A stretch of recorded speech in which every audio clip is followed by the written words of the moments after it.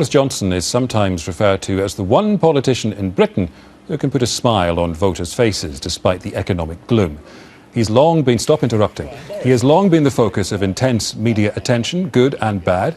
His high profile during the Olympics and his performance as Mayor of London have won him new admirers, even among voters who would normally never vote Tory.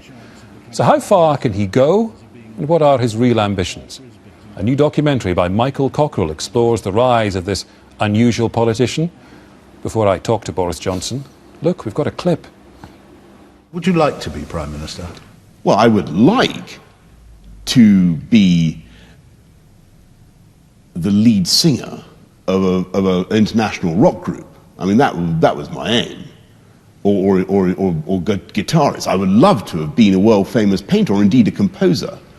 There are many, many things that I would like to have done or to be able to do. But would you like to be Prime Minister? I think it's a very tough job being Prime Minister. Very tough job. I mean, obviously, if the ball came loose from the back of a scrum, which it won't, or of course it'd be a great thing to have a crack at, but it's not going to happen. All right, Boris Johnson, you may now interrupt. Morning. Good morning, how are you? Very, very good, thank you. Now, before we talk about you, Yeah. let's talk about immigration, which is in the papers today. Sure. David Cameron going to make a speech in which he's going to talk about keeping immigrant families off council house waiting lists. There's talk of making immigrants pay to go to see a GP. Is that all good for you? I think certainly you've got to address the problem of uncontrolled immigration that was really, I think, a function of decisions taken by the Labour Party a long time ago. That has certainly led to huge strains on the social security system, on education budgets, on housing. And yes, it's absolutely right for the Prime Minister and the government now to try and sort that out. Do you think it's a good policy? Well, I mean, I have to look at the details of what they're proposing. Well, you're not rushing at it with enthusiasm. No, I am. I mean, if it's going to make the difference and help us to stop people coming here who want to leech off the system, to put it in, crude terms, without damaging, this is the key thing, without damaging our openness to talent, then I completely support it.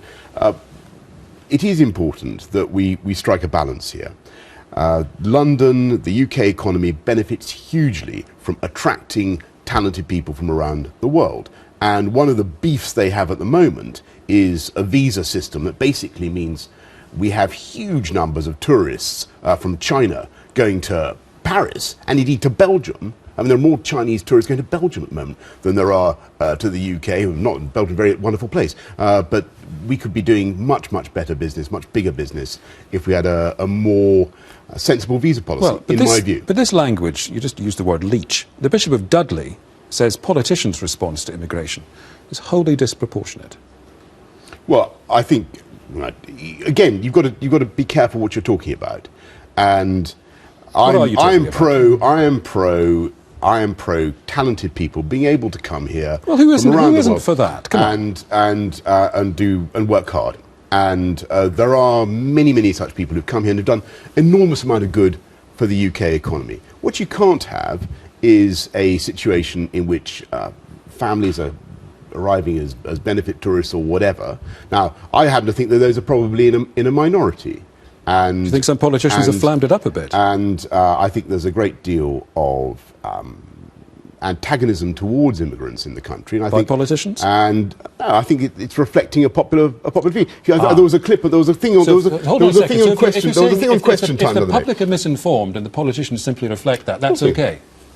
I'm not saying the public are necessarily misinformed. I think the people have been going through very tough times, and what's been happening basically is that British business has made the case for having, in the last 20, 30 years, British business has made the case for allowing them to have access to skilled workers from around the world, indeed, from the rest of the EU, in a way that has made life very difficult, often for people who grew up in this country, went to this country's schools, and who are competing for those jobs. And there's a real indignation about the fact that they feel crowded out of the labour market. Now, my solution is not to be hostile to people coming from around the world. Leech.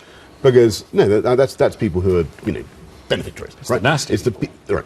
But to do more to help and to educate and to encourage are people who grow up in this country and who have been chronically failed by the system. All so right, the way let to me ask tackle the problem is to deal with the educational deficit we've got in our country. Understood. I want to ask you about the Olympic Stadium, which you were talking about Yes. this week, and you were talking about the future and telling the critics to stop being so negative. Yeah. Fair enough.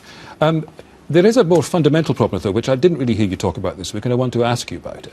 That the problems with the future financing of this stadium and West Ham and all the rest of it, weren't they, by definition, caused by the fact not enough planning was done before the stadium was built to think about its future? Wasn't that a bit of a problem? Eddie, you're right. Great, let's move on. Well, I mean, I'm not going to hide it from you that was a decision that was taken in 2006 by my illustrious Labour predecessor. What can you do, I'm embarrassed by mentioning him by name, but there you go. They decided they weren't going to build a stadium that was compatible with football. They were going to save money temporarily by going for an athletics-only stadium with all the wrong sightlines. Now, I think that the future of that Olympic Stadium, which really entered into the hearts of the country, is to be open to all sorts of possibilities, including football. But do you accept that you've had to make the best of a bad job? I mean, looking at the figures, I mean, West Ham come out of this pretty well, and the taxpayer doesn't come out of it terribly well. I think if you look at that deal, and it took a long time to agree, and I think we're getting not only the £15 million upfront contribution, we're getting a rent, we're getting a share of the beverages and the hospitality and all the rest of it. About £10 million a year will come to the taxpayer from that stadium. Right. Now, there's no Olympic stadium around the world, a post-Olympic stadium, that's had that kind of legacy. And don't forget, West Ham are only the anchor tenant, right? So they're just going to be one of the many attractions and teams that will play there. I know you can talk about this all day, but I want to talk about you. Well, that's exactly what I'm trying to avoid. This documentary. That's enough. You haven't seen this documentary, I have not, no. I have. Right, what, Eddie? Why did you agree to it? Over and above the Call of Duty, if I may say. Why did you agree to do it? I'll tell you, it's very simple. It's like when the News of the World ring up and they say, or whatever, and they say, listen, you're going to be in this story. You can either cooperate or not cooperate. And Michael Cockerell, the producer and presenter, the guy who did it. Michael Cockerell blackmailed you, is that what you're saying? Effectively, yeah. What he said was, look, the BBC have commissioned this. It is going to appear. And so we faced a choice, either to try to help or rather prissily, to just stand on one side and let them do whatever they wanted. And I thought on the whole, it was probably wiser, given that it was going to happen anyway, to try to say something rather than leave the field clear to, people who might want to put the boot in. Let me ask you about some of the things that came up in the documentary. Right. Well, I haven't seen it, so but this happened in your life, so you know about this. The Times Theory. let you go after you made up a quote. Why did you make up a quote? Well, this again, these are big terms for what happened. Well, I can tell you the whole thing. I mean, I think are you sure our viewers wouldn't want to hear more about? Well, if you don't want to talk about the made-up quote, let me talk about something. It was a long and lamentable story. Okay, but you made a quote. Well, what happened was that I ascribed events that were supposed to have taken place before the death of Piers Gaveston to events that actually took place after the death you made of Piers something Gaveston. up. Let me ask you about another little... I mean, I mildly sandpapered something somebody Let me ask you about a barefaced lie. It was very embarrassing. I'm very sorry about it. Let me ask you about a barefaced lie. When you were in Michael Howard's team, you denied to him you were having an affair. It turned out you were. And he sacked you for that. Why did you lie to your party? Well, I mean, again, with great respect, on that, I never had any conversation with Michael Howard about that matter, and, I don't... You did lie to him. Well, I don't propose to go into all that again. I don't blame you. No, well, why should I? I mean, I've been through, that question a lot with the... Watch the documentary. Okay. Why don't we talk about something else? The programme also includes... Well, this is about your integrity. Okay. The programme includes your reaction as you listen to a phone call in which your friend Darius Guppy asks you to supply the address of a journalist so that he can have him physically assaulted. The words beaten up and broken ribs are said to you. And you, having heard that, you tell your friend Darius Guppy you will supply the address. What does that say about you, Boris Johnson? Well, aren't you, in fact, making up quotes, lying to your party leader, wanting to be part of someone being physically assaulted? You're a nasty piece of work, aren't you? Well, Eddie, I think all three things I would dispute. Well, you don't factually dispute them. Well, I do, and I could, if we had a long time, which we don't, I could explain that I think all three interpretations you're putting on those things aren't wholly fair. And certainly the final thing which you raise, which is the case of my old friend Darius. Yes, it was certainly true that he was in a bit of a state, and I did humour him in a long phone conversation, from which absolutely nothing eventuated. And there you go. But I think if any of us had our phone conversations bugged, they might, people say all sorts of fantastical things whilst they're talking to their friends. But even Conrad Black, your friend, convicted fraudster, even he says he doesn't trust you completely.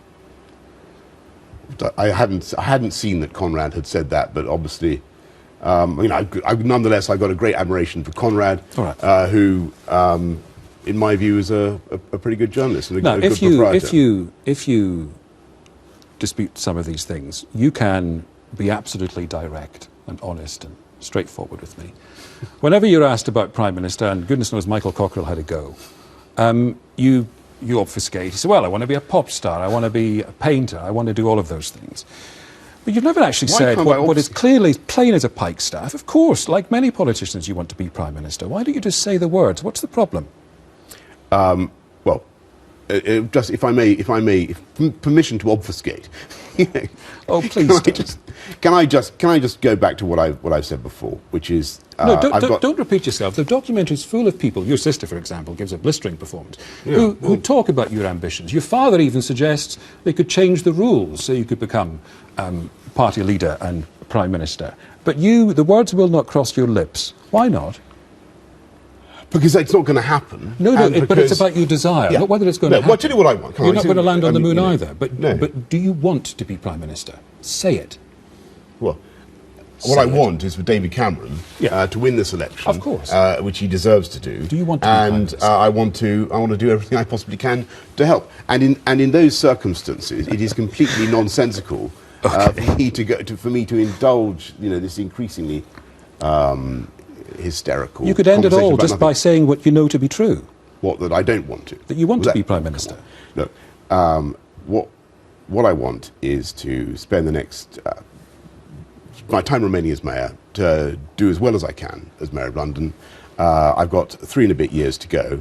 I also hang on, Eddie. Your inability to give a straight answer to a straight question. I think people would rightly conclude that I don't want to talk about this subject because I want to talk about what I think should happen, which is the government deserves to win the next election. Indeed, I think it's a measure of the triviality of politics that I thought I was coming on to talk about the budget and housing in London. I don't mind all these questions about this other stuff, but I think it is more important that we look at the things that are happening now in the economy, and we look at what the government is doing to help. And by the way, the reason I want David Cameron to win, and the reason I don't want Ed Miliband to win, is because I'm genuinely alarmed by some of the things the Labour Party is saying. And I strongly agree with what Peter Mandelson and Tony Blair have said about Labour, which is that I don't think they're offering anything approaching the right prospectus for the country. A final question. So look at the budget. Look at what. We don't have any time, I'm afraid. You babbled on about these other things. It's a wonderful programme about you. What people want to know is and they don't care about phone conversations with my friends 20 years ago. They don't care about some ludicrous so-called made-up quote, or what's the third accusation? I can't remember. Lying to Michael Howard. Yeah, Michael Howard. What they care about... Where is he now, eh? Yeah, exactly. Well, what they care about, Eddie, is what is happening in the UK economy and who of the two parties has the best prospectus for recovery. And if you look at what George Osborne put forward this week, or last week rather, in the budget, I think that is the way forward. I think it's unbelievable that Labour have got absolutely nothing to say. I hate to no, you're not cutting me off. hate to cut you You're off. not cutting me off. But there's Labour an have hour got review nothing, tomorrow night on Labour have BBC got Two. nothing to say about how to help people on middle you gonna incomes watch it tomorrow? who need their homes. I'm certainly not after what you've told me. No, I'm not going to watch it. All right, Boris Johnson, thank you.